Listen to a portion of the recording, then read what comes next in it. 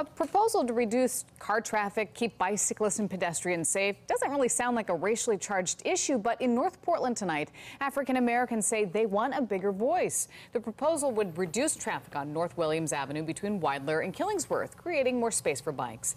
K2's Patrick Preston spoke with neighbors who say they've been excluded from decisions like this for decades. So, Patrick, do they object to the bike proposal? Well, North Williams isn't too far away from here, and the folks over there all seem to recognize that the street could use a change, but what this issue has done, and the bike proposal issue, is it's become a trigger for a much larger conversation about race and inequality in the area.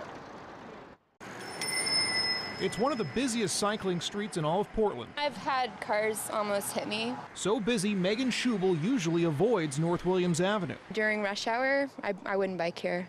It's just too crowded. Bikes, cars, buses, and pedestrians all compete for space. The City of Portland's Transportation Bureau suggests taking traffic down to one lane in some parts to give bikes a bigger buffer.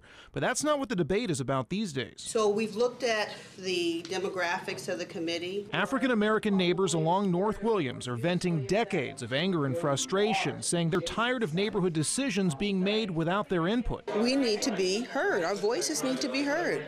And the city needs to understand the hurt and pain we've gone through with all the different changes that have been forced upon us. Deborah Leopold Hutchins says the city's advisory committee studying the changes wasn't diverse enough until today, when 9 new committee members were added on, mostly African American, including Michelle DePass. The issue isn't about race versus bikes. The issue is that, African Americans have not been included in the discussions about the outcomes that are taking place in their own neighborhood. Like Hutchins, DePass doesn't object to improving bike and pedestrian safety, but she says the historically black neighborhood has lost its ethnic identity as more white families have bought property. And the time to talk about that is now. The issues of gentrification and race and bicycle have kind of met right here at this location, at this intersection, but one is not cause of the other.